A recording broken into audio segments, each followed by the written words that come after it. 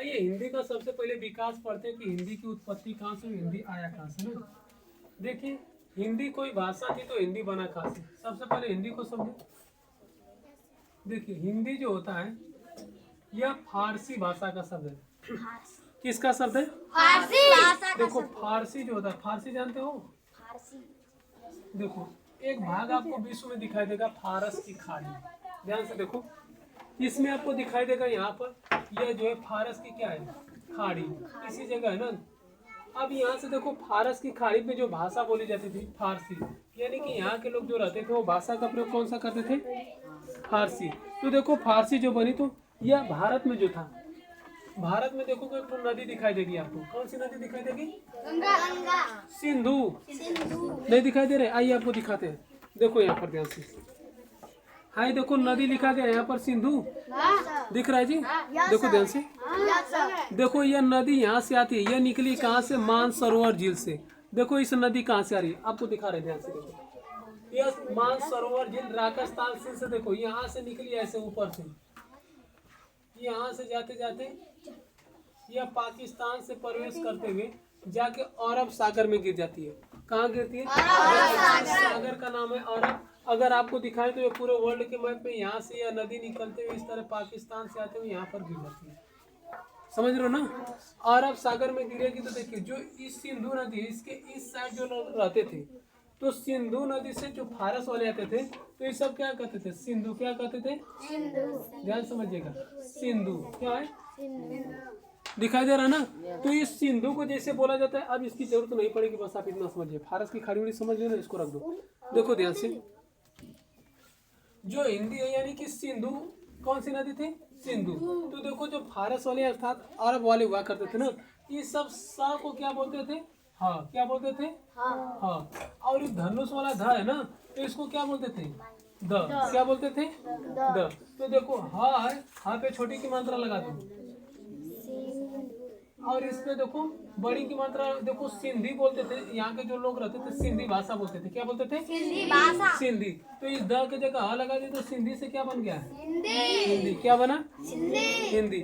अब देखो सिंधी से तो हिंदी बना, लेकिन यहाँ के जो लोग रहते थे इसको क्या बोलते थे? हिंदू बोलते थे ना। हिंदू से क्या बन गया?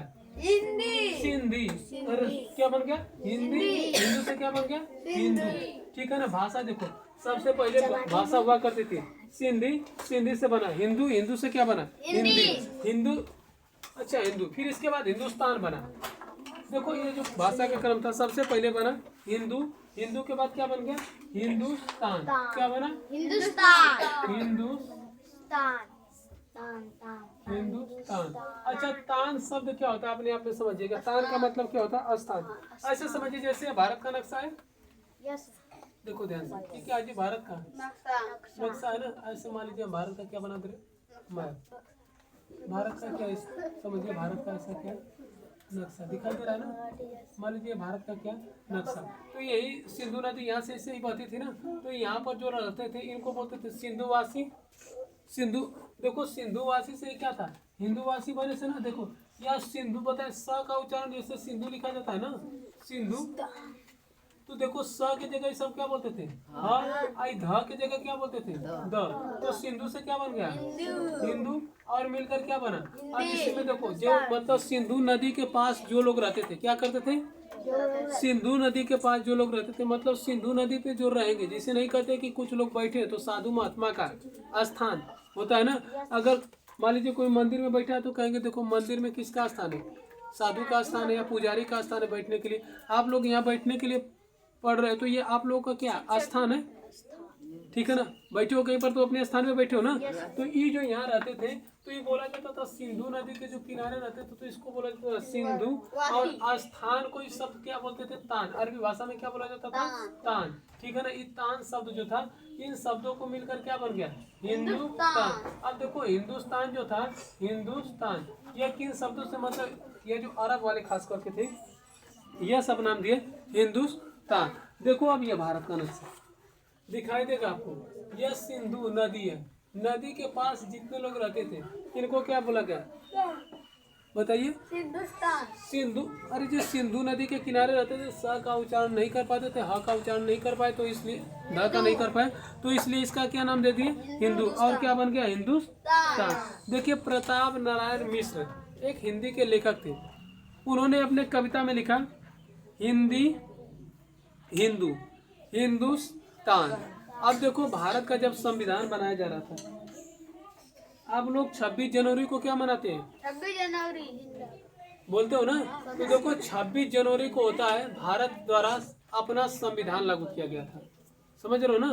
भारत गणतंत्र दिवस बना, कब बना था? 26 जनवरी 1940। 26 जनवरी 1950। 15 अगस्त 1947 को भारत आजाद हुआ था। समझ रहे हो जी? 15 अगस्त 1947 उस दिन जो भारत ना आजाद हुआ था, इस दिन मनाता है अपना स्वतंत्रता दिवस। क्या मनाता है? इस दिन मनाता है गणतंत्र दिवस। इसका मतलब होता है कि भारत एक संविधान बना, तो संविधान बना ना, तो संविधान में भारत में सबसे ज्यादा चर्चा हुई कि भारत की राष्ट्रीय भाषा क्या होगी। बताइए, भारत की राष्ट्रीय भाषा क्या है? कितने लोग हिंदी बताते? भारत की राष्ट्रीय भाषा क्या है? भारत की राष्ट्रीय भाषा कोई नहीं है। सुनो ध्यान से, भारत की राष्ट्रभाषा कोई नहीं है। देखो पूछे आपकी भारत की राष्ट्रभाषा क्या, लिखोगे भारत की राष्ट्र, क्या लिखोगे? राष्ट्र भाषा कौन सी है? कोई नहीं। भारत की कोई राष्ट्रभाषा नहीं है। भारत की राष्ट्रभाषा कोई नहीं है। लिखोगे इसे भारत की राजकीय भाषा क्या हो जाएगी? हिंदी। भारत की राष्ट्रीय भाषा ना होकर क्या है? देखिए अब हिंदी कहाँ कहाँ पर बोला जाता है इसको समझिए ध्यान से। आपको ये दिखाई दे रहा है मैथ? देखो भारतीय संविधान में कुल 22 भाषाएं हैं। कितनी है? 22 भाषाओं को बता देंगे, आप समझिए पहले। देखो यह जो हिंदी कहाँ पर बोला जाता है, तो हिमाचल प्रदेश में लोग हिंदी समझ जाते हैं, पंजाब में पंजाबी भाषा बोली जाती है, हरियाणा में हरियाणी बोली जाती है, उत्तराखंड, उत्तर प्रदेश, बिहार, मध्य प्रदेश, राजस्थान और इस सब इलाकों में ना यहाँ तक लगभग में, अगर यहाँ तक बात करो महाराष्ट्र तक, तो छत्तीसगढ़ तक, ये सब हिंदी भाषा समझ लेते हैं। हिंदी में इनको समझने में कोई दिक्कत नहीं होती है। लेकिन जब नीचे आप चले आते हो कर्नाटक, तेलंगाना, उड़ीसा में भी हिंदी समझने में कोई दिक्कत नहीं। आंध्र प्रदेश, तमिलनाडु, केरल, ये सब हिंदी जर्मन नहीं करते इतने राज्य, इन सबको हिंदी नहीं आता है। क्या होता है? बोलो जी, हिंदी नहीं आता है। इनको हिंदी नहीं आता तो ये सब कहें कि हम लोग क्या बोलेंगे? अंग्रेजी। क्या बोलेंगे? अंग्रेजी। ये सब नीचे वाले कह रहे थे भारत की राजभाषा क्या घोषित की जाए? अंग्रेजी। और हम लोग क्या चाहते थे? हिंदी। तो इसको लेके संविधान में बहुत चर्चा हुई। क्या हुई? बहुत चर्चा। इतना चर्चा हुई, कई दिन तक बैठक हुई, तो हिंदी को क्या किया गया? छोड़ दिया गया कि 10 साल बाद भारत की राष्ट्रीय भाषा क्या घोषित कर दिया जाएगा? हिंदी। और कार्य किसको दिया गया कि भारत की राष्ट्रभाषा मतलब सब लोगों को हिंदी सिखाएगा कौन? जैसे अगर हमको हिंदी नहीं आ रहा है, अंग्रेजी नहीं आ रहा है, तो कोई तो सिखाएगा। तो सीखने के लिए क्या करेंगे? सबसे बढ़िया तरीका ये होता है कि फिल्म देखते हो, फिल्म में दिखाते हैं ना, तो भारत में जो हिंदी फिल्म थी तो इनको बनाते थे भारत के जो मतलब खास करके मुंबई सबसे ज़्यादा फिल्म सिटी के लिए जाना जाता था, तो ये सब फिल्में आती थी हिंदी। कौन सी फिल्म आती थी? हिंदी। तो हिंदी फिल्म को सिखाएगा कौन? जो हीरो हुआ करते थे कौन कौन थे? मतलब कि पहले बहुत हुआ करते थे, राजकुमार, दिलीप कुमार, ये सब। फिर इसके बाद कौन कौन है? तो इसके बाद आने के लिए वर्तमान में हमारे ट्रेंडिंग में चलते हैं गुटखा वाले भैया। नहीं देखो गुटखा का प्रचार करते हैं, बोलो जुबा केसरी, देखे हो कि नहीं? अरे शाहरुख खान, सलमान खान, अक्षय कुमार, ये सब क्या है? वो भी भोजपुरी वाला को तो छोड़ी दो, वो सब बजर में है सब। ये सब किसका प्रचार करते हैं? गुटखा उटखा का देखे हो ना। इनको सिखाया गया था कि आप पूरे देश में हिंदी का प्रचार कर दीजिए, सब लोग हिंदी बोलना सीख लें। 10 साल बाद क्या कर देंगे हम लोग? राष्ट्र की भाषा मतलब हमारी राष्ट्रभाषा क्या हो जाएगी? हिंदी। लेकिन ये सब किसी को सिखा ही नहीं पाए, बल्कि गुटखा खाना सिखा दिए सभी को। सब लोग खा लेते हैं कि नहीं गुटखा? देखो कि मुँह में गुटखा डालने। और बताइए, खाते हैं कि नहीं गुटखा? मुंह में डालेगा गुटखा, कहाँ और अपना बताइए क्या हाल है। खाते गुटखा रहते बताते रहते आई सब बोलेंगे निकाल के देखो। मतलब दे देंगे जुबा क्या होता है जी? जुबा केसरी होता है। जुबा केसरी। और क्या होता है? राजश्री, ये सब आता है ना। यही सब खाएंगे और प्रचार करेंगे। देखिए तो भारत में जो है ये जो है साउथ, अब देखो साउथ की फिल्में कितना सुपर हिट चली जा रही है। हिंदी फिल्में तो बेकार हो गई है। तो ये सब एक बार कमेंट कर दिए थे ना कि बताइए आप लोगों को हिंदी भाषा सिखाने के लिए कहा गया था, लेकिन हमारी फिल्में बहुत ऊपर तक जा रही है। तो आप लोग करिएगा, हमारी भाषा को राष्ट्रभाषा घोषित कर दीजिए। ये सब देखो दक्षिण भारत में अगर आप इधर चले जाओगे ना तो इस सबको अंग्रेजी बहुत अच्छा समझ में आता है। इसको बोलते हैं द्राविड़। ठीक है, आइए देखते हैं हमारे संविधान में कुल कितनी भाषाएं हैं? 22। अच्छा देखो हिंदी को अपनाया गया था कब? 14 सितंबर 1949। कब अपनाया गया? 14 सितंबर 1949। 14 सितंबर 1949 को भारतीय संविधान में हिंदी को अपनाया गया। इसलिए हम लोग मनाते हैं 14 सितंबर 1949 को राष्ट्रीय हिंदी दिवस। क्या मनाते हैं? कब मनाते हैं?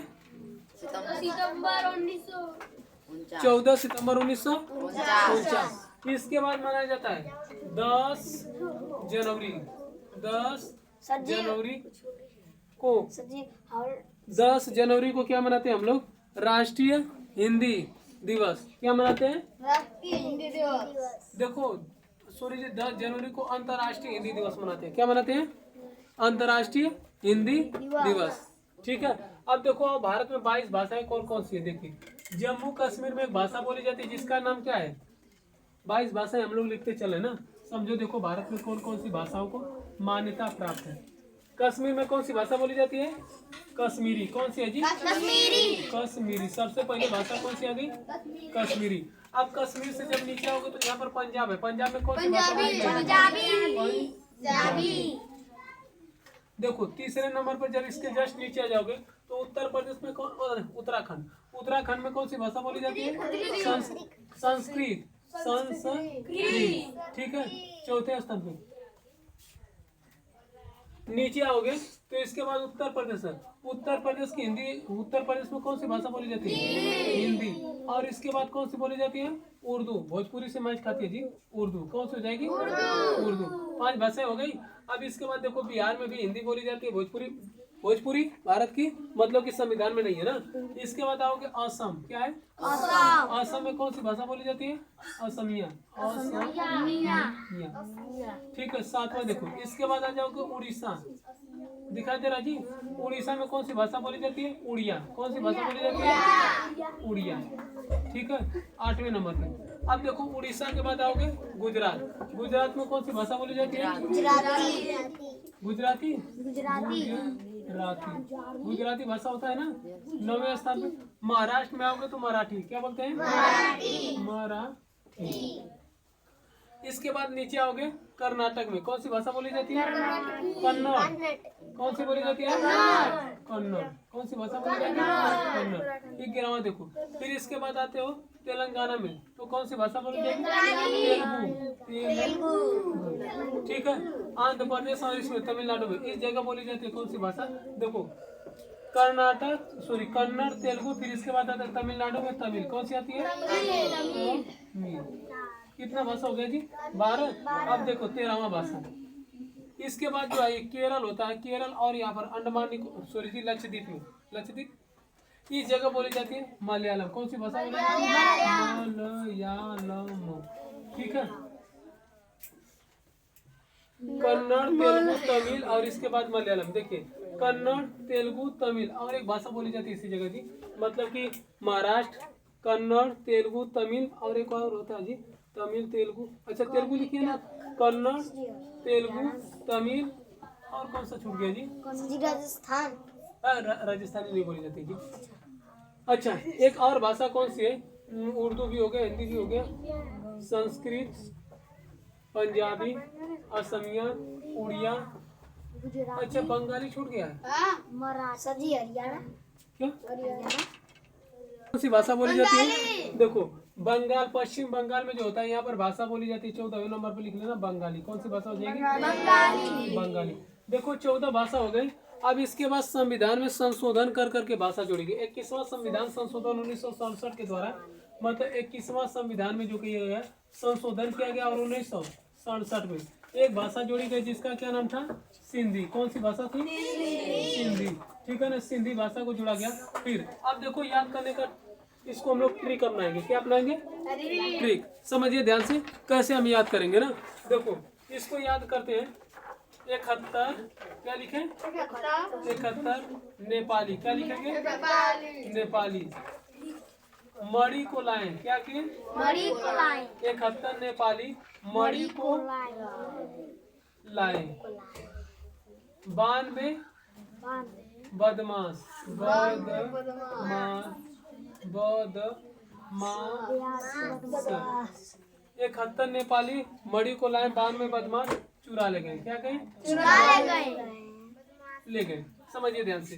71वां संविधान संशोधन क्या हो गया, 71वां संविधान संशोधन 1992 कब हुआ था, 1992। इसके द्वारा कौन कौन सी भाषाएं जोड़ी गई, ध्यान सुनिए। ने का मतलब नेपाली, ने का मतलब नेपाली, म का मतलब मणिपुरी, म का मतलब मणिपुरी, और को का मतलब कोंकणी, को का मतलब कोंकणी। अब देखो 92वां संविधान संशोधन 2003 के द्वारा कौन कौन सी भाषाएं, ब से बोडो, कौन सी हो गई, बोडो। ड से डोगरी, डोगरी कौन सी भाषा हो गई, डोगरी। म से हो गई मैथाली, कौन सी हो गई, मैथाली।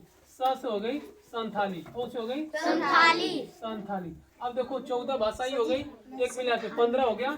आई देखो 16 भाषा, 17 भाषा, कितना हो गया, 18 भाषा हो गई। और इसके बाद यह 19 भाषा, 20 भाषा, 21 भाषा। और बताओ वर्तमान में भारतीय संविधान में कुल कितनी भाषाएं हैं, कितनी भाषाएं हैं, 22 है ना, 22 याद हो गया। अब देखो याद कैसे करेंगे, देखो इसको याद रखिए। भाई बोडो हो जाएगा, क्या हो जाएगा, बोडो। 10 से क्या हो जाएगा, डोगरी, क्या हो जाएगा, डोगरी। बस हो जाएगा मैं थाली, स से हो जाएगा संथाली, क्या हो जाएगा, संथाली, संथाली। कुल कितनी भाषाएं होगी, 22। देखो ये भारतीय संविधान में है जी, लिखा हुआ है। जब मान्यता प्राप्त हुआ तो वर्तमान में देखो अभी भी इसमें संशोधन किया जाता है। और ये एक तो हमारे रवि किशन भैया, नाम सुने उनका, नहीं जानते हो, भोजपुरी फिल्म बनाते हैं, हिंदी भी बनाते हैं, नहीं देखे हो, नहीं भोजपुरी फिल्म स्टार जानते हो जी। देखो रवि किशन भैया संसद में गए तो एक तो भाषण दे रहे थे। क्या दे रहे थे, सुनो ना, वो कह रहे थे ना कि जो ये समोसा होता है, क्या होता है, समोसा, तो सबको सुनाए, भोजपुरी को मान्यता दिला रहे थे। आइए देखिए इनका भाषण सुनिए।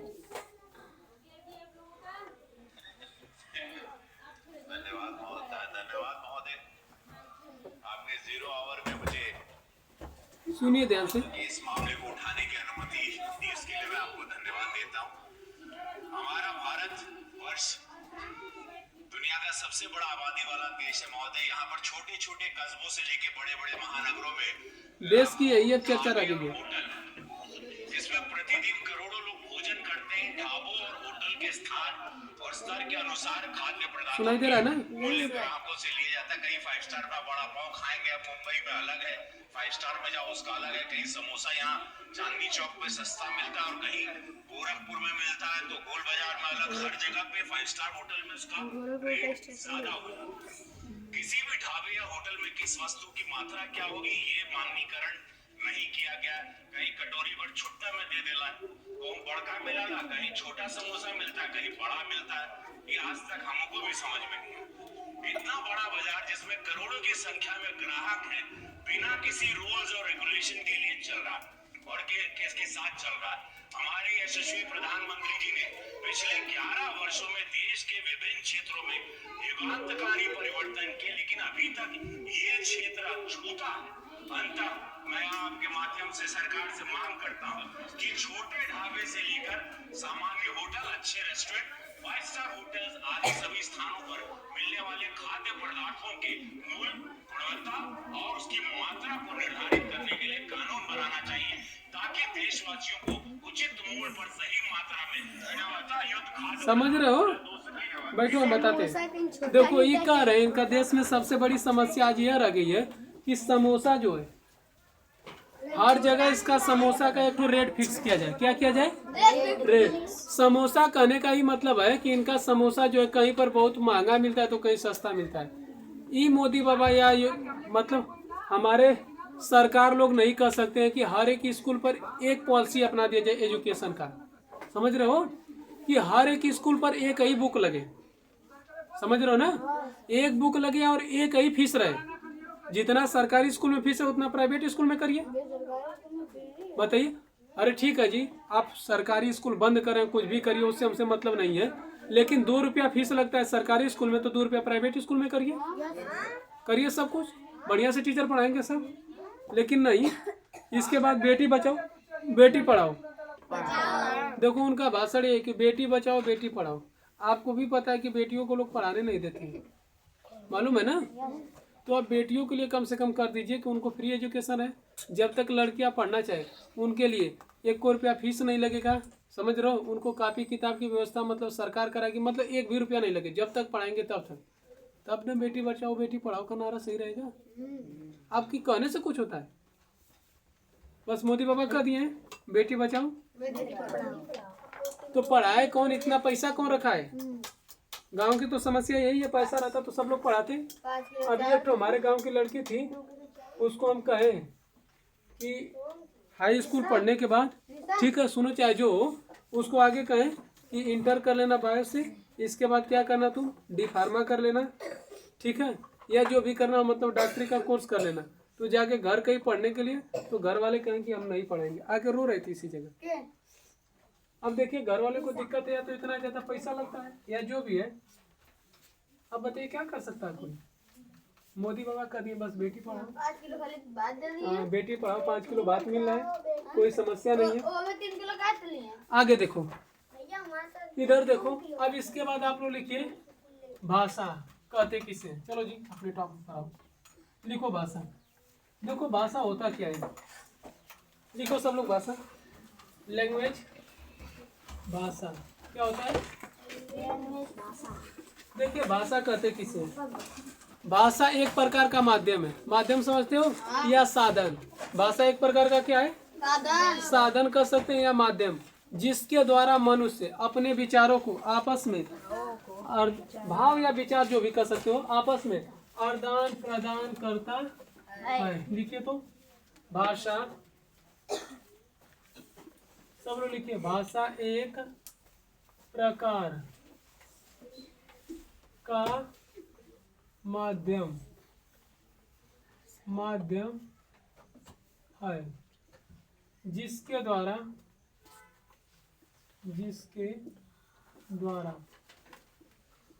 मनुष्य अपने विचारों को आपस में आदान प्रदान करता है। समझ रहे हो ना? हो गए भैया। भाषा क्या है? एक प्रकार का माध्यम जिसके द्वारा मनुष्य क्या करते हैं? अपने विचारों का आपस में आदान प्रदान करते। जैसे हम लोग हिंदी में बतियाएंगे तो भाषा समझ में आ रहा है, ठीक है ना? हम कहेंगे तुम लोग जाओ तो पता चला जाने के लिए कर रहे हैं, तुम लोग पढ़ो पढ़ने के लिए कर रहे हैं ना, जो भी है। अब हम कह दें कि हम एक प्रश्न दे रहे हैं, इसका मतलब सोल्यूशन निकालो, सॉल्व करो, तो क्या करोगे?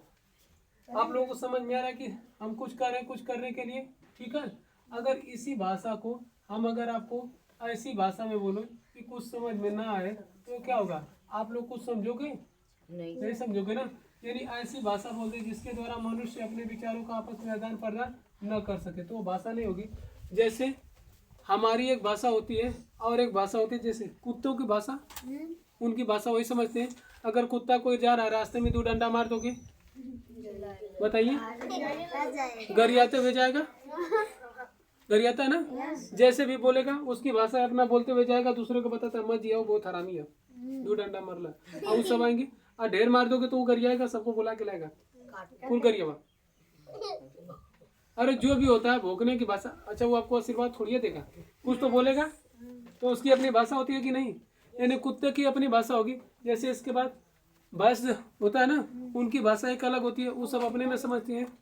चिड़ियों की भाषा, ठीक है ना, तो चिड़ियों की भाषा चिड़िया ही समझेगी, तो वो सब आपस में अपने विचारों को क्या करते हैं, आदान प्रदान करते हैं कि नहीं। जैसे रूस में चले जाओ तो रूस की भाषा रसियन होती है, ठीक है। अफगानिस्तान में चले जाओ वहाँ की भाषा होती है पाश्तो, ठीक है। नेपाल में चले जाओ नेपाली भाषा बोलेंगे, थोड़ा सा भोजपुरी से मैच खाता है, सबकी क्या अपनी भाषा अलग अलग होती है ना।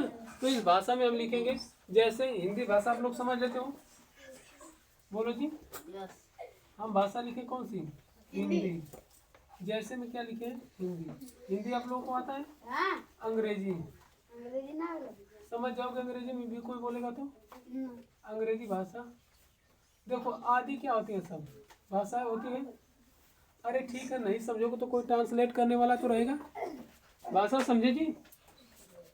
चिड़ियों की अपनी एक भाषा होती है ना। यह सब क्या है, भाषा है, ठीक है। और बताएं इसमें, अच्छा देखो भाषा को जब हम पढ़ेंगे तो भाषा इंसान समझता कैसे है। देखिए भाषा जो होता है ना, एक होता है व्यवहारिक भाषा, मतलब कि भाषा को कुछ लोग अर्जन कर लेते हैं। देखो भाषा सीखने के लिए ना वातावरण की आवश्यकता होती है। आप जिस वातावरण में रहोगे वैसे ही भाषा क्या कर लेते हो, सीख लेते हो। जैसे अगर आपके यहाँ कोई बच्चा है छोटा, तो नॉर्मली सी बात है, मतलब कि एकदम आसान बात है कि अगर आप हिंदी बोलोगे तो हिंदी को समझ लेता है, समझता है कि नहीं। अंग्रेजी में बोलोगे तो अंग्रेजी समझ जाता है, संस्कृत में बोलो तो संस्कृत समझ लेगा, भोजपुरी में बोलो तो जो आप उसको समझाओगे। अब देखिए उसमें बच्चे में भाषा सीखने की क्षमता जो होती है जन्मजात होती है, और वो अर्जन करता है। क्या करता है, अर्जन समझते हो ना, देख के सीखता है, समझ रहे हो कि नहीं। बच्चे को कभी गाली नहीं सिखाया जाता है, लेकिन कोई गाली देता रहता तो वो सीख लेता है, सीखता है ना। तो उसमें क्या होती है, अर्जन करने की क्षमता क्या पाई जाती है, जन्मजात होती है। क्या होती है, जन्मजात पाई जाती है। भाषा को सबसे ज्यादा बच्चा क्या करता है, अर्जन के द्वारा क्या करता है, सीखता रहता है। देखिए तो भारत में कुछ शास्त्रीय भाषाएं थी। शास्त्रीय भाषा समझते हो, देखिए जिसकी उत्पत्ति मतलब कि वो किसी दूसरे भाषा से नहीं मिलकर बनी है, उसकी उत्पत्ति जो हुई है, जैसे आप लोग पढ़ेगो तमिल बताए थे ना, यह शास्त्रीय भाषा होती है। संस्कृत, देखो संस्कृत का बिगड़ा हुआ रूप हिंदी है। पंडित लोग देखते हो पूजा पाठ करते हैं ना संस्कृत में, बताओ जी, ओम भूर्भुवः स्वः भर्गो देवस्य धीमहि, सुने हो कि नहीं। जो आपका शादी विवाह कुछ भी होता है, ये पंडित लोग क्या पढ़ते हैं, संस्कृत भाषा होता है ना, तो संस्कृत से क्या है, संस्कृत, फिर इसके बाद मतलब टूटते टूटते आके हमको हिंदी मिला। और हिंदी भी अगर देखो तो कोई शुद्ध नहीं बोलता है, हिंदी में भी क्या है, अनेक भाषाएं को मिला दिया गया है। जैसे अगर आप हिंदी को देखो तो हिंदी को बोला जाता है वर्तमान में पंचमेल खिचड़ी। अरे खिचड़ी बोल दिया जाता है, खिचड़ी समझते हो, उसमें बहुत चीज मिला के बना दिया जाता है ना। तो हिंदी में सब भाषाओं का उपयोग करते हैं। जैसे हम एम्बुलेंस बोल दिए, एम्बुलेंस क्या है, अंग्रेजी शब्द है। ट्रांसफार्मर बोल दिए, क्या है, अंग्रेजी शब्द है कि नहीं। अगर इसके बाद अगर हम बोले आपको हॉस्पिटल, क्या है, अंग्रेजी शब्द है। ट्रेन क्या है, अंग्रेजी शब्द है, लेकिन लोग इसी में प्रयोग कर देते हैं कि हिंदी में ही बोल दिए। कन्नड़ लिखे थे ना, कन्नड़ भी क्या है, शास्त्रीय भाषा। इसकी उत्पत्ति के बारे में मतलब ये स्वयं उत्पन्न। इसके बाद मलयालम, उड़िया, ये सब क्या है जी, शास्त्रीय भाषाएं हैं। देखो जो शास्त्रीय भाषाओं का मतलब कि एक तरह से कोई पहले से जो बोली जाती है, इससे और भाषाएं बनी है, लेकिन ये सभी भाषाओं से मिलकर नहीं बनी है। अपने आप में देखो, अगर जो परिवर्तन नहीं करेगा वो धीरे धीरे विनाश होता चला जाता है। जैसे संस्कृत भाषा देखो कोई बोलता है, बस आप लोग पढ़ोगे तो 8 तक संस्कृत भाषा पढ़ लो, 10 तक पढ़ लो, इसके बाद आपको ऑप्शनली आता है संस्कृत ले रहे हो कि नहीं ले रहे हो। नहीं तो आप संस्कृत पढ़ना चाहते हो तो पढ़ो, नहीं पढ़ना तो मत पढ़ो, आपके ऊपर कोई प्रेशर नहीं रहता। ये समझे जी भाषा। अब देखिए भाषा के बाद हम लोग हिंदी में पढ़ते हैं वर्णमाला। क्या पढ़ेंगे, वर्णमाला जानते हो जी। व्याकरण तो आप लोग समझते ही हो, व्याकरण एक ऐसी इकाई जिसके द्वारा हमें शुद्ध शुद्ध पढ़ना लिखना बोलना तो समझ में आ जाए। यही क्या होता है, व्याकरण होता है। मतलब किसी वाक्य को शुद्ध शुद्ध लिख ले, पढ़ ले, बोल ले, यही क्या होता है, व्याकरण होता है। व्याकरण एक ऐसा शस्त्र होता है जिसके द्वारा हम किसी को, मतलब व्याकरण एक ऐसा शस्त्र होता है जिससे हमें शुद्ध शुद्ध पढ़ना लिखना बोलना समझ में आ जाए, क्या होता है, व्याकरण होता है। तो ये आप लोगों को आता है, इसको लिखवाने की तो जरूरत नहीं है ना जी। हम लोग लिखे क्या, वर्णमाला। क्या लिखे, वर्णमाला।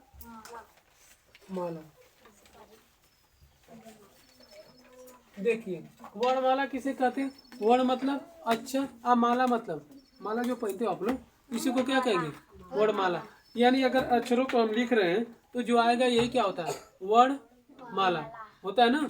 तो वर्णमाला में देखिए होता है क्या, वर्णमाला कहते किसे, वर्णों के सार्थक समूह को क्या कहते हैं, क्या कहते हैं जी, वर्णों के सार्थक समूह को वर्णमाला। तो इसकी परिभाषा लिखेंगे तो लिखेंगे वर्णों के सार्थक समूह को, लिखो वर्णों के सार्थक समूह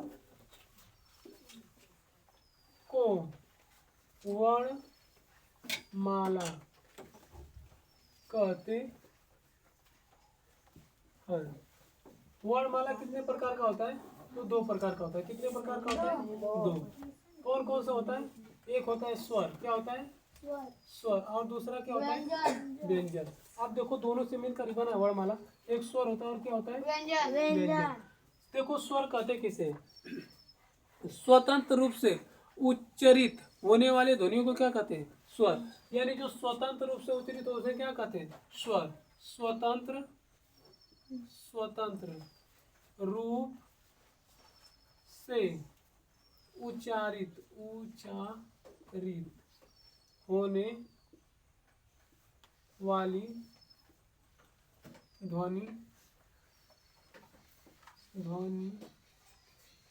ध्वनियों को स्वर कहते हैं।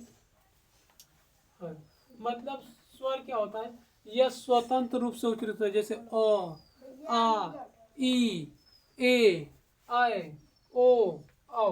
देखो कौन कौन से स्वर होते हैं, अ होता है स्वर, फिर क्या होता है, आ होता है स्वर होता है, ई क्या है, स्वर है, छोटी बड़ी, फिर क्या होता है, छोटा हूँ बड़ा हूँ, फिर इसके बाद क्या होता है, री, ए, आई, ओ, आओ। देखो अंग और स्वर नहीं होता है, लेकिन हम ले रहे हैं तो बाद में इसमें चर्चा करेंगे कि स्वर का लिए नहीं होता है। कौन कौन से स्वर मिले, अ, ई, उ, देखो अ, आ, ई, उ, अच्छा बड़ा उ रहेगा ना, उ, री, ए, आई, ओ, औ, अंग, अ। तो स्वर कुल कितने मिले जी, टोटल 13 है। 1 2 3 4 5 6 7 8 9 10 11 12 13। ठीक है, अब मात्रा के आधार पे कितने हो जाते हैं, 12। अरे इसको हटा देते हैं ना, अगर इसमें देखें तो दो हटा देंगे तो मूल स्वरों की संख्या कितनी होती है, 11। इसके बाद व्यंजन क्या होते हैं, व्यंजन किसे कहते हैं, जिन ध्वनियों के उच्चारण में स्वर की सहायता लेनी पड़ती है। किसकी सहायता लेनी पड़ती है, स्वर की, उन्हें क्या कहते हैं, बताओ जी।